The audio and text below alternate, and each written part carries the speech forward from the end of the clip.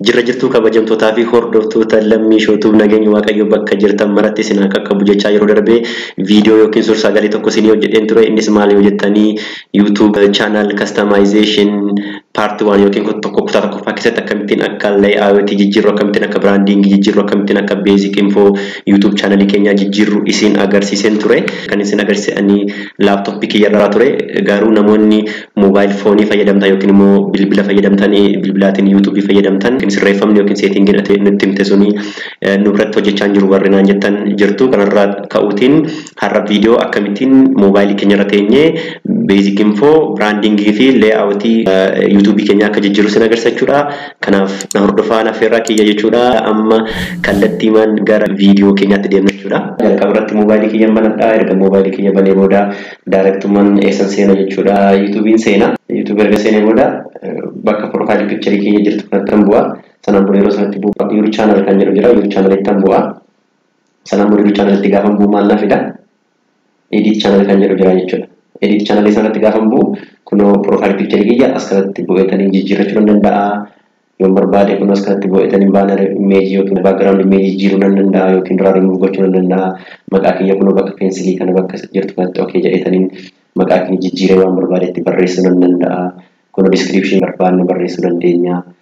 Karaa kanaan akkasittiin banner image profile picture akkasumas immoo maqaa jijjiiruu description barreessuu dandeenya jechuudha.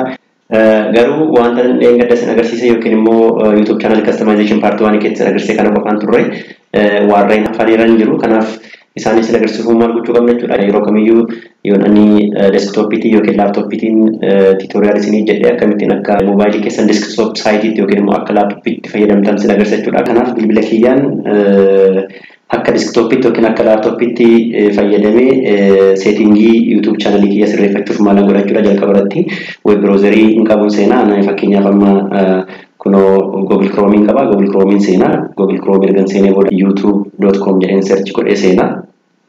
Sanaan booda youtube.com jedhee search godhee seenee booda mallattoo tuqaa sadii irraa gadi diriirta jirtutti kan kallattii mirgaa irra keessaan jirtu sanatti bu'u jechuudha. Gaafa isheetti bu'u kunoo gadi dhufeetanii desktop site kan jettu jirti jechuudha. Desktop site kan yeroo sana maal ta'a jechuudha.